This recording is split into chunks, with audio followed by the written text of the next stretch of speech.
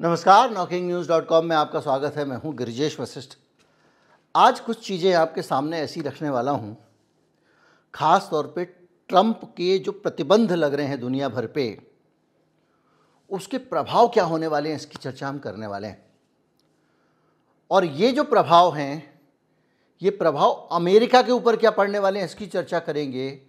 और इस अमेरिका के अंदर भी ट्रंप के निशाने पर जो उनकी नीतियों के प्रभाव आ रहे हैं, दुष्परिणाम आ रहे हैं, वो साफ साफ दिखाई दे रहे हैं कि अमेरिका में कुछ खास लोगों, कुछ खास उद्योगपतियों और अमेरिकन जो एलीट है, जिसकी हम बात करते हैं, जिसको मैंने अभी पिछले दिनों न्यू वर्ल्ड ऑर्डर वगैरह की बात की थी, उन सब लोगों को निशाने पे रख के जैसे नीतियां बनाई जा रही हो अमेरिका की, वैसा दिखाई देता है।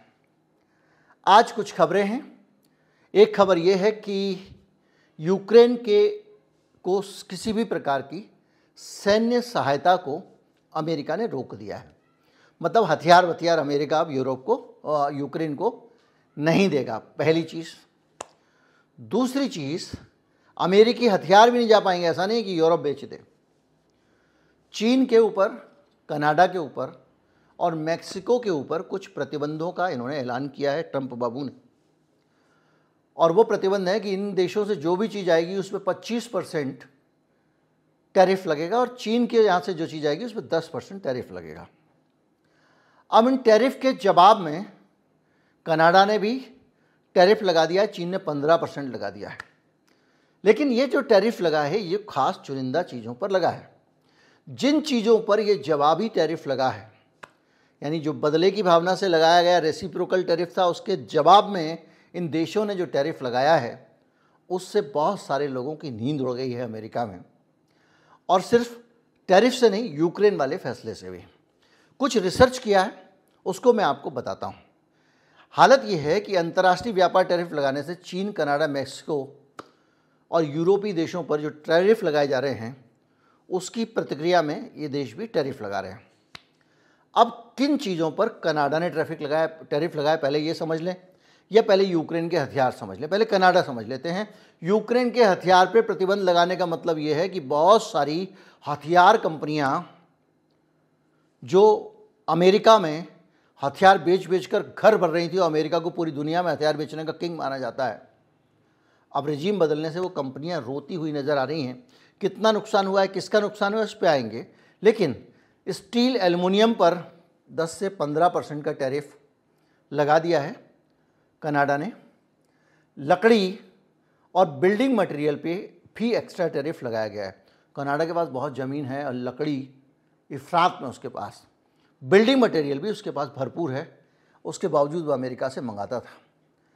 डेयरी उत्पाद यानी दूध, चीज़ और बाकी चीज़ें, उन पे 15% टैरिफ। इसके साथ साथ गेहूं, मक्का, सोयाबीन और अन्य अनाज पर भी टैरिफ लगाया गया है। और एग्री बिजनेस को इससे बड़ा झटका लगा है। इसके साथ साथ जूस और अल्कोहल पर भी टैरिफ लगाया गया है। और कैलिफोर्निया की वाइन इंडस्ट्री और फ्लोरिडा के ऑरेंज जूस के उत्पादों को इससे धक्का लगेगा। अब समझिए, इससे आगे बढ़ते हैं। पहले इसका असेसमेंट कर लें कि जितने उत्पाद हैं, उन उत्पादों के अंदर एक कॉमन फैक्टर है। वो कॉमन फैक्टर है कि ये सारे के सारे एग्रीकल्चर प्रोडक्ट हैं। अमेरिका में टिम्बर भी जंगल काट के नहीं आता, बल्कि बड़ी संख्या में उसका उत्पादन होता है। लोग उगाते हैं पेड़ों को, फिर वो बिकता है। जैसे हमारे यहाँ भी कई हिस्सों में लोग टीक के पेड़ लगा लेते हैं अपने खेतों में। और अगर आप गूगल करेंगे तो अमेरिका में सबसे ज़्यादा ज़मीन एक आदमी के पास है। उस आदमी का नाम है बिल गेट्स। बिल गेट्स के फार्म इतने बड़े बड़े हैं कि वो सीधे चांद से दिखाई देते हैं। अमेरिका में सबसे ज़्यादा लैंड बैंक बिल गेट्स के पास है, और उसके ज़रिए वो कहता है कि हम अपने फाउंडेशन से किसानों का भला करने के लिए ज़मीन दे रहे हैं वगैरह वगैरह। लेकिन उसके खेतों में जो उत्पादन होता है वो कृषि उत्पाद ही होते हैं, चाहे वो गाय हो, भैंस हो, बकरी हो, मांस हो, दूध हो, या आपके टिम्बर हो, या फिर खाने पीने की चीज़ें जैसे मक्का वक्का। यानी ये सीधे सीधे और वाइन इंडस्ट्री और अल्कोहल भी इसी से बनते, कृषि उत्पादों से। तो अगर आप देखें तो सीधे सीधे जो सबसे बड़ा अमेरिकन एलीट था, बिल गेट्स, उसका माल जहां बिकता था उन देशों में अब ये कृषि उत्पादों की सप्लाई कम हो जाएगी, क्योंकि ये महंगे हो रहे हैं। उसका झटका लगेगा इस चौधरी को, जो पहले कभी भी आ जाता था, मोदी जी से मिलता था, कुछ भी पॉलिसी चेंज करा लेता था। इस आदमी के साथ साथ कनाडा के साथ साथ चीन से भी झटका लगा है, क्योंकि चीन ने भी जो प्रतिबंध लगाए हैं वो इसी चीज़ों के लगाए हैं, फिशरीज़ के, जो समुद्री उत्पादों के, कृषि उत्पादों के और दूसरी चीज़ों के, यानी खाने पीने की चीज़ों के। इसके साथ साथ ऑटो पार्ट्स पे भी कनाडा ने प्रतिबंध लगाया है, और इससे डेट्रॉइट और अन्य तरह के जो ऑटो निर्माता कंपनियां उस पर असर पड़ेगा। फार्म इक्विपमेंट और बाकी चीज़ों पर भी प्रतिबंध लगा है, जिससे अमेरिका में फार्म इक्विपमेंट, जो कृषि के औजार होते हैं, उनको बनाने वालों पर भी असर पड़ेगा। इस चीज़ से आप एक चीज़ आप देख सकते हैं कि ऑटोमोबाइल इंडस्ट्री जो है, फोर्ड फाउंडेशन, आपने नाम सुना होगा, इस तरह के बड़े बड़े लोग दुनिया भर के ऑटोमोबाइल को कंट्रोल करते हैं। ऐसा ही नहीं होता कि 15 साल पुरानी गाड़ियां भारत में बंद हो जाएं। बहुत सारी बड़ी बड़ी ऑटोमोबाइल लॉबियां होती हैं, वो अपने माल की बिक्री बढ़ाने के लिए सरकार की नीतियां नियंत्रित करती हैं। और अमेरिका में तो ऑटोमोबाइल लॉबी जो है वो वहाँ की सरकार पे भी कंट्रोल किया करती थी, ऐसा बहुत सारे लोगों ने लिखा है। अभी क्या है कि ऑटोमोबाइल सेक्टर में टैरिफ लगाने का मतलब ये है कि कनाडा और अमेरिका के बीच में रिश्ता ऐसा था ऑटोमोबाइल का कि एक गाड़ी अगर बनती थी तो 10 बार, 15 बार, 25 बार, कुछ लोगों ने कुछ सैकड़ों बार का हिसाब दिया, पुर्जे इधर से उधर जाते थे।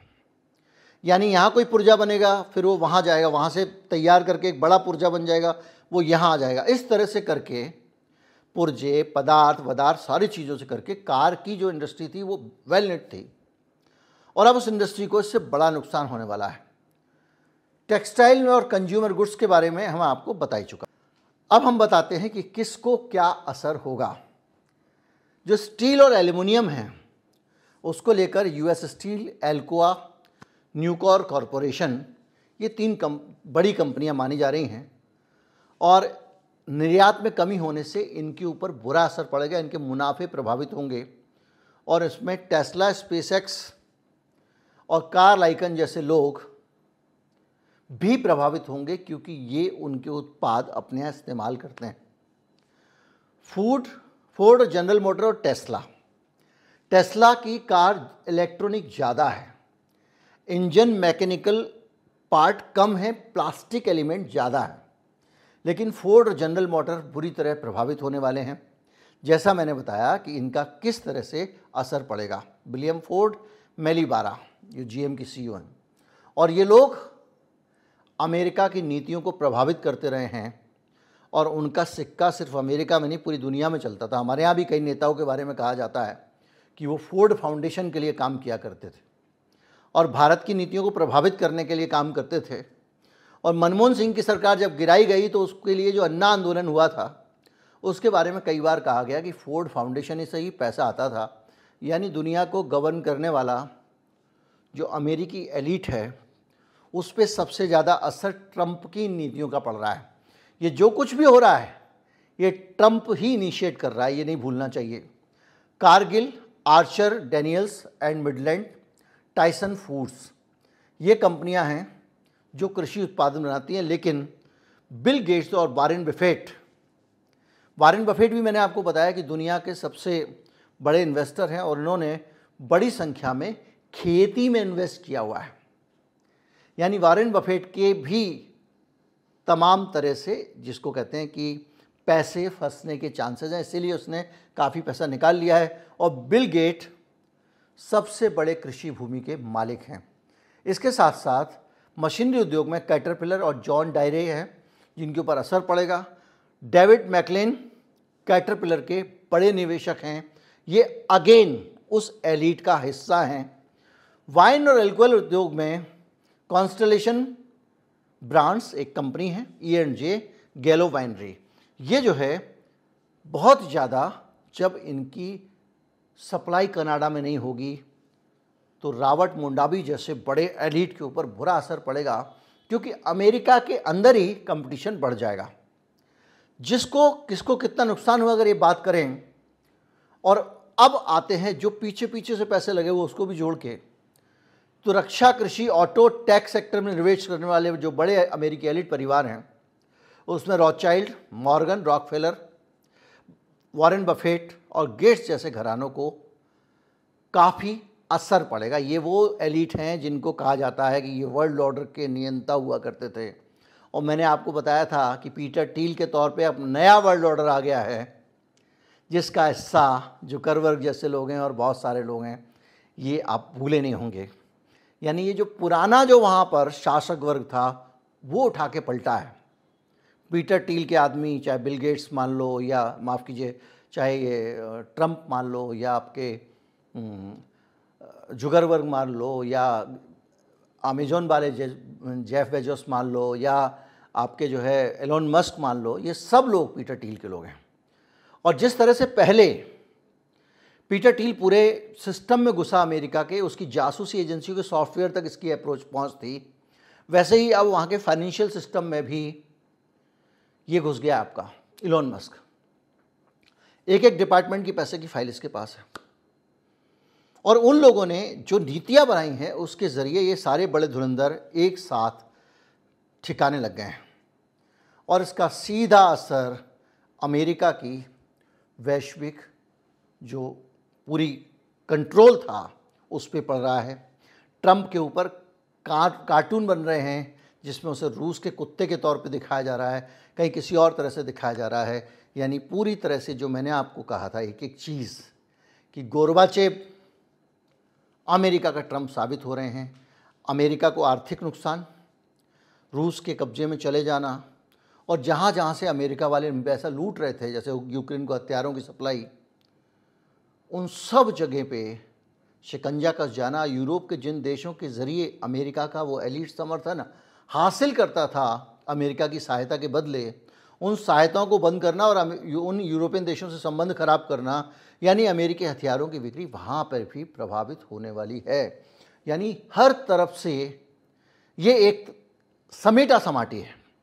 ये आंकड़े जो मैं आपके सामने लाया हूँ, रिसर्च लेके आया हूँ, उसमें और भी बहुत सारी चीज़ें हैं, जैसे कि यूक्रेन के हथियार वाली बात जो मैंने आपसे चर्चा शुरू से नहीं की है, अब मैं उस पर आ जाता हूँ जो सबसे महत्वपूर्ण पहलू है इसका, और वो ये है कि यूक्रेन को जो हथियार नहीं दिए जा रहे हैं या जो बंद कर दिए गए हैं, और जिस तरह से ये बंद हुआ, वो जो ओवल हाउस की मुठभेड़ के बाद में, उससे एक और नुकसान अमेरिका को हो गया। जो वहाँ के खनिज पे कब्जा करने की मंशा लेके बैठा हुआ था ट्रंप, रेयर अर्थ वगैरह पे यूक्रेन की, वो डील भी नहीं हो पाई, वो बगैर खाना खाए पिए चला गया।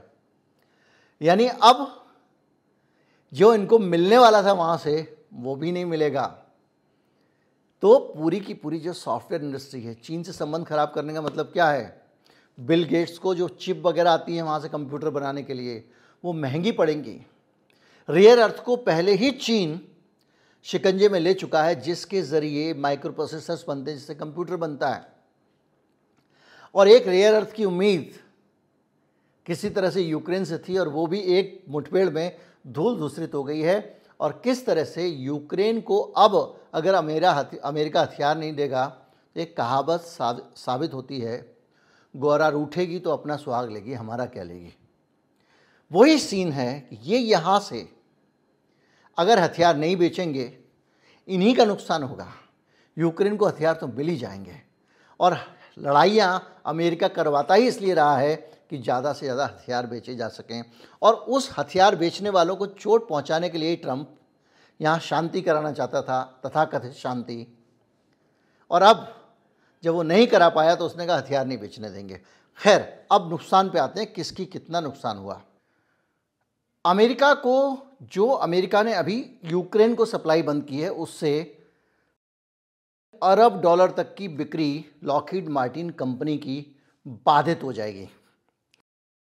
अरब डॉलर, आप सोचिए कितना पैसा इन्होंने कूटा होगा अमेरिका ने यूक्रेन की सहायता करने के नाम पे, जो इनका एहसान है और जिसको ये वसूलेंगे। और उसके लिए यूक्रेन के आधे खनिज पदार्थ ये ले लेना चाहते हैं। सोचिए, पहले लड़ाई कराओ, फिर लड़ाई कराने में हथियार सप्लाई करो, फिर हथियारों की कीमत वसूल करो। रेथॉन टेक्नोलॉजीज बिलियन का संभावित नुकसान मैं बता चुका हूं, उसके पीछे किन किन बड़े लोगों के इन्वेस्टमेंट है। नॉर्थअप ग्रुमन बिलियन यानी का घाटा, बोइंग डिफेंस को अरब डॉलर का घाटा। आप सोचिए, इसके साथ साथ स्टॉक वैल्यू अलग गिर जाएगी। लॉक जो अभी तक की स्थिति है उसमें लॉकहीड मार्टिन का 5.2% स्टॉक गिर चुका है, रेथॉन टेक्नोलॉजी का 4.8% गिर चुका है और नॉर्थअप ग्रुमन का 6.1% गिर चुका है। यानी 8.5 से 10.5 अरब डॉलर का नुकसान इन हथियार कंपनियों को हो चुका है। यानी परोक्ष रूप से जिनसे अमेरिका में जो दूसरा गुट है, एक तो पार्टी होती है पॉलिटिकल पार्टी, एक ऊपर से वाले गुट होते हैं जो नियंत्रक गुट हैं, उनके बीच में झगड़े में अमेरिका अभी तक अमेरिका के लोगों को, ट्रंप खुद अपने देश के लोगों को करवा चुका है। कृषि उद्योग वाला जो घाटा है उसका अगर अनुमान लगाएं, सोयाबीन में 21% की गिरावट आ जाएगी, कॉर्न में 17% की आ जाएगी, डेयरी उत्पाद में 12% की आ जाएगी और संतरे का जूस और वाइन में 18% की। इसका मतलब ये है कि 20 से 25 अरब डॉलर का नुकसान सीधे इनकी इंडस्ट्री को हो जाएगा। और जब ये ओवर सप्लाइड रहेंगे मार्केट में तो वहाँ पर भी सामान की कीमतें गिरेंगी, क्योंकि ये कृषि उत्पाद हैं। अगर या खाओ या फेंक दो, या तो ये नष्ट कर दें, नष्ट करेंगे, वहाँ पर इस तरह से नहीं सोचते, नष्ट भी कर सकते हैं, लेकिन मार्केट में उपलब्धता अधिक होगी तो दाम बढ़ जाएगा। इस तरह से बिल गेट्स को, जो अभी तक 2,69,000 एकड़ ज़मीन का मालिक है, उसकी जो होल्डिंग की वैल्यू है वो 7.5% गिर जाएगी। वॉरेन बफेट की वैल्यू भारी गिरने वाली है, क्योंकि बर्कशायर हाथवे में उसका इन्वेस्टमेंट है। अमेरिकी ऑटोमोबाइल और मैन्युफैक्चरिंग पर जो प्रभाव पड़ेगा 10% टैरिफ के कारण, जनरल मोटर की जो बिक्री है उसमें 6.4% की गिरावट हो जाएगी, यानी 3.2 अरब डॉलर तक का नुकसान होगा। फोर्ड की बिक्री 5.7% गिर जाएगी, उसको भी 2.8 अरब तक की हानि हो सकती है। इसके साथ साथ अमेरिकी ऑटो इंडस्ट्री को कुल मिलाकर 10 से 12 अरब डॉलर का नुकसान हो जाएगा। और ट्रंप को सिर्फ मेरा नुकसान है या किसी और का नुकसान है इससे मतलब, अमेरिका के नुकसान से मतलब नहीं है। आपने देखा होगा अक्सर, मेरे टाइम पे हुआ, मैंने किया, किसी और ने किया, राष्ट्रपति ने किया, चलेगा उसको। इसके साथ साथ मशीन और उद्योग में भी 8 से 9% की गिरावट है, जो 2.5 से 3 अरब का नुकसान होने के, अरब डॉलर का नुकसान होने का अनुमान है। अमेरिका का स्टील और एल्युमिनियम जो इंडस्ट्री है उसके ऊपर कनाडा का जो टैरिफ लग रहा है 10 से 15%, उसके कारण न्यूकॉर कॉरपोरेशन को 8.2% उसके स्टॉक में गिरावट आएगी, जिससे कि 1.9 अरब डॉलर का नुकसान होगा। यूएस स्टील को 11% की बिक्री में गिरावट के कारण 2.3 अरब डॉलर का नुकसान होगा। एल्कोआ कॉरपोरेशन को 9.5% उसकी वैल्यू में गिरावट आएगी, जो कि 1.6 अरब डॉलर का नुकसान है। कुल मिलाकर 5.5 से 6 अरब डॉलर का नुकसान खाली स्टील इंडस्ट्री को हो जाएगा। टेक्सटाइल और कंज्यूमर गुड को भी बड़ा नुकसान होने वाला है। 12% टैरिफ के कारण नाइकी को कनाडाई बाजार में 9.5%, 9.3% बिक्री की गिरावट झेलनी पड़ेगी, जो 770 करोड़ डॉलर के आसपास है। लेवाइस को 7.1% बिक्री की गिरावट घेरनी पड़ेगी, जो करीब 45 करोड़ डॉलर के आसपास है। एस्ले फर्नीचर को भी 10.5% की गिरावट देखनी पड़ेगी, जो 90 करोड़ डॉलर के बराबर है। उसको कुल मिला के 2 से 2.5 अरब डॉलर का नुकसान इस इंडस्ट्री को भी हो जाएगा। अमेरिका के जो एलीट घराने हैं, जो इंडिविजुअल पे आएंगे अगर आप, तो बिल गेट्स को 1.5 से 2 अरब डॉलर की संपत्ति का नुकसान होगा। वॉरेन बफेट को 3 से 4 अरब डॉलर की बिक्री का नुकसान होगा। एलोन मस्क को भी 2.5 से 3 अरब डॉलर की बिक्री का होगा। रोथशाइल्ड को और मॉर्गन ग्रुप को 3.5 से 5 अरब डॉलर की संपत्ति का नुकसान होगा। अगर इस पूरे नुकसान का असेसमेंट करें तो एग्रीकल्चर सेक्टर है, उसको 8.5 से 10.5 अरब डॉलर का नुकसान। रक्षा उद्योग को, माफ कीजिए, अगर आप सेक्टर वाइज देखें तो रक्षा उद्योग को 8.5 से 10.5 अरब डॉलर का नुकसान होगा, कृषि उद्योग को 20 से 25 अरब डॉलर का नुकसान होगा, ऑटोमोबाइल को 10 से 12 अरब डॉलर का नुकसान होगा, स्टील को 5.5 से 6 अरब डॉलर का नुकसान होगा, टेक्सटाइल और उपभोक्ता वस्तुओं को 2 से 2.5 अरब डॉलर का नुकसान होगा। यानी कुल मिलाकर 46 से 56 अरब डॉलर का नुकसान अमेरिका की इंडस्ट्री को होने वाला है। एक सवाल ये आता है कि ये क्या ट्रंप ने साजिशन किया होगा या नहीं किया होगा। एक बात ये भी उठती है कि भाई ट्रंप जो है ऐसा थोड़ी करेगा, वो तो अपने उसके लिए कर रहा है। लेकिन आप एक बात सोचिए, ट्रंप जैसा बिजनेसमैन आदमी कोई भी फैसला ले और बिजनेस दिमाग में ना हो, ये तो असंभव है। यानी उसने जानबूझ के ऐसी बिसात बिछाई, ऐसा लगता है मुझे कि वहां पर एक छत्रराज ट्रंप जैसे तानाशाहों का कायम हो जाए। वहां पर आप देखेंगे रूस का तानाशाह, इस तरह से चीन का तानाशाह, ये सारे के सारे मिलके और जो डेमोक्रेटिक प्रोसेस के लोग हैं पूरी दुनिया में, उनको नुकसान पहुंचाने का काम कर रहे हैं। और इससे देखा जाए तो 46 से 56 बिलियन डॉलर तक का नुकसान ट्रंप की नीतियों से हो रहा है। ये कहानी अपने आप में आपके सामने है। कुल मिलाकर अगर आप कंपटीशन को देखें कि हथियार की सप्लाई अगर आप यूक्रेन को बंद कर देंगे तो किसको फ़ायदा होगा, तो अमेरिका की रक्षा कंपनियों को तो झटका लगेगा, लेकिन बहुत सारे हथियार और सैन्य सहायता जो अभी तक 44.2 अरब डॉलर की ये सप्लाई कर चुके हैं यूक्रेन को, और इसमें बड़ी संख्या में लोगों ने फ़ायदा उठाया।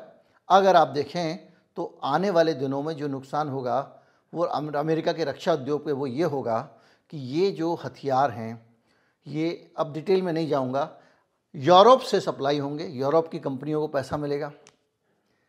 जो हथियार अमेरिका से सप्लाई हो रहे थे, चीन से सप्लाई होंगे। चीन हालांकि दोस्त है रूस का, लेकिन इनडायरेक्ट तरीके से जा सकते हैं।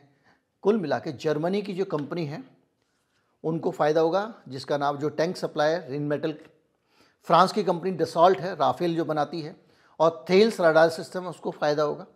वो लोग भी बहुत सारा माल पहुंचाएंगे यूक्रेन में। बेकर TB2 ड्रोन जो बनाते हैं उनको फ़ायदा होगा। नोरिंको को फ़ायदा होगा जो आर्टिलरी बनाती है और मिसाइल सिस्टम बनाती है। इस तरह से एक बड़ा नुकसान हो जाएगा उनको जिनका धंधा छीन के अमेरिका बड़ा बना था। तो आप याद कीजिए, मैंने आपको बताया था कि ये गोरबाचेव अमेरिका को डुबो के मानेगा। हालात वैसे ही दिखाई दे रहे हैं। नमस्कार, जय हिंद।